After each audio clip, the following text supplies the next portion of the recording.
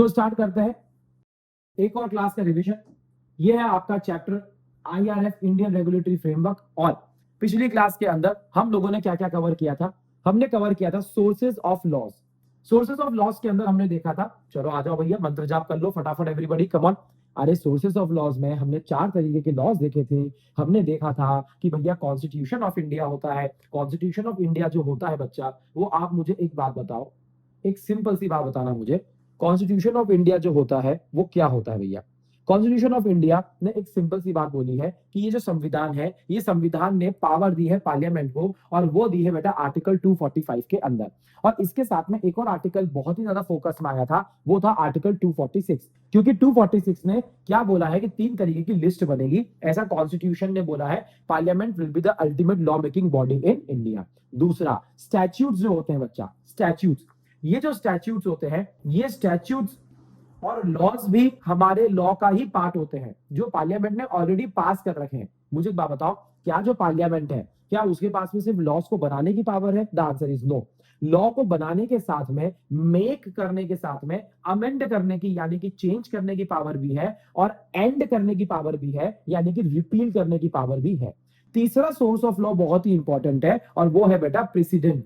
Presidents मतलब होते हैं कि ऐसे केस लॉज, ऐसे जुडिशियल डिसीजंस जो पास्ट में दिए जा चुके हैं। यहां पर आर्टिकल 141 ने यह बोला था कि supreme court is the highest authority in the country, and supreme court के जितने भी डिसीजंस रहेंगे it is binding on all the country, sorry on all the courts under with in the country.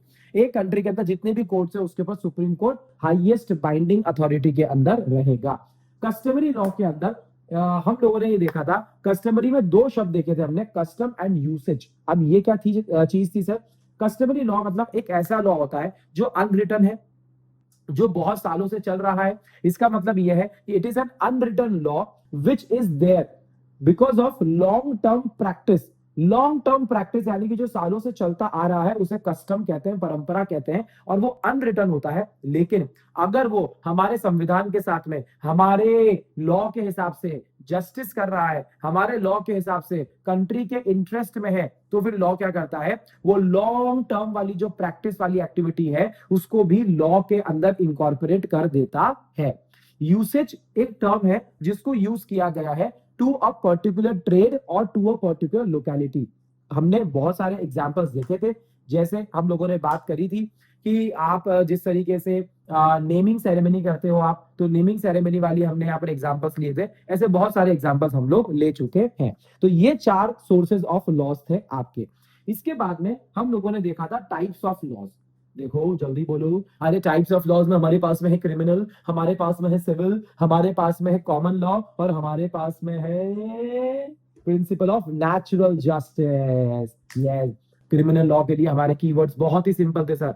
Criminal law के लिए हमको याद रखना है कि ये क्राइम्स के ऊपर फोकस करता है, और क्राइम क्या है, उसका नेचर क्या है, और उसकी पनिशमेंट क्या है, और उसे एग्जीक्यूट कैसे करना है, और उसका प्रोसीजर क्या होगा, वो बताता है सीआरपीसी। फिर से बोलता हूं, आईपीसी इंडियन पीनल कोड बोलता है क्राइम का नेचर एंड इट्स पनिशमेंट, वो सिर्फ बताता है।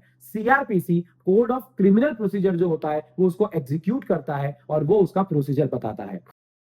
एग्जाम्पल जो है वो बहुत सारे हैं, मर्डर है, थेफ्ट है, बहुत सारी चीजें हैं। बट मेरी बात सुनो, आईपीसी है उसको हमने रिप्लेस किया है हमारे बीएनएस से, यानी कि भारतीय न्याय संहिता के साथ में हम लोगों ने रिप्लेस कर दिया है। अब अगर हम सिविल लॉ की बात करेंगे, सिविल लॉ प्राइमरी फोकस करता है बेटा किसके ऊपर? वो बोलता है कि हम यहाँ डिस्प्यूट को रिजॉल्व करेंगे यार, रेदर देन पनिशमेंट ना, we will try to resolve the dispute. Correct है?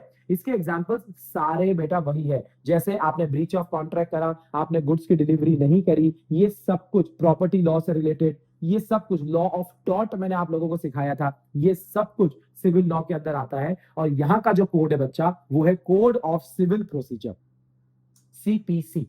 अब तीसरा कॉमन लॉ। कॉमन लॉ के बारे में ऑलरेडी पहले भी पढ़ के आ चुके हैं सोर्सेस ऑफ लॉ के अंदर। हमको पता है प्रेसिडेंट्स होते हैं, हमको पता है सुप्रीम कोर्ट हाईएस्ट अथॉरिटी है, बट यहाँ पर एक एडिशनल चीज है जो आपने पढ़ी है, वो है डॉक्ट्राइन। डॉक्ट्राइन मतलब होता है थियरी। किस चीज की थियरी है बेटा? ये है स्टेयर डिसाइसिस। स्टेयर डिसाइसिस का मतलब क्या होता है? कि stand by which is already decided, जो ऑलरेडी डिसाइडेड है उसके ही साथ में आप खड़े रहो, उसको फॉलो करो। बट शर्त क्या है, अगर मैं आज की तारीख में कोई पुराना केस लॉ रेफर कर रहा हूं, मतलब हाई कोर्ट भी, let's say Allahabad high court, क्या सुप्रीम कोर्ट के जजमेंट को रेफर कर सकता है? बिल्कुल कर सकता है। बट शर्त क्या है, it should be equal on all the four legs, it should be equal on all the legs, यानी कि जो फैक्ट ऑफ द केस है वो एकदम सिमिलर होने चाहिए। ये सबसे पहला लैटिन का मैक्सिम आपने देखा, डॉक्ट्राइन ऑफ स्टेयर डिसाइसिव। इसके बाद में दो दो दो दो और यहां पर आपने देखे लैटिन के मैक्सिम्स है। पहला देखा हमने नेचुरल जस्टिस के साथ में, नेचुरल जस्टिस ने बोला जस्ट नेचुरल बेबी, इसका मतलब क्या होता है यार, जस्टिस तो सबको मिलना चाहिए ना यार। मुझे एक बात बताओ, कभी कभी जरूरत पड़े तो रिटर्न लॉ के बियॉन्ड भी जाना पड़ता है ना, भावनाओं को समझो ना। लेकिन इन्होंने एक अच्छी चीज क्या बोली है कि आप ही मेकर और आप ही चेकर, ना ना ना ना ना ना ना ना, no one should be the जज इन इट्स ओन कॉज। आप अपने ही कॉज में आप जज बनने की कोशिश करोगे? नहीं, नेमो जुडेक्स इन कॉजुआ सुआ, इसका मतलब आप अपने ही चीज में जज नहीं बन सकते। मैंने कल आपको एग्जांपल दिया था, जजेस बैठे हुए हैं और जजेस में से दो जज उसी कंपनी के शेयर्स लेके बैठे हुए हैं। हाँ, नहीं, गलत बात है। दूसरी बात, ऑडी ऑल्ट्रम पार्टम, ऑडी ऑल्ट्रम पार्टम मतलब भैया जिसको भी सजा दे रहे हो, जिसको भी यहाँ पर सुन रहे हो, बुला रहे हो, उसको सुनो यार। Let the other party speak, let the other party speak, उसको बोलने दो, हियर द अदर पार्टी, और उसको फेयर हियरिंग का चांस हो। और चौथी बात यहाँ पर थी कि कोई भी जजमेंट हो, कोई भी कॉमन लॉ हो, सुप्रीम कोर्ट सिर्फ इंटरप्रिटेशन करता है, सुप्रीम कोर्ट लॉ को बनाता नहीं है बेटा। इसीलिए हमने लिखा कोई भी जजमेंट, कोई भी कॉमन लॉ कभी भी स्टैट्यूट को ओवरराइड नहीं करेगा। इतना बड़ा कोई भी नहीं हुआ है, हमारे एक्ट के स्टैट्यूट के ऊपर कोई भी नहीं जा सकता। और आखिरी चीज थी इन्फोर्स करना।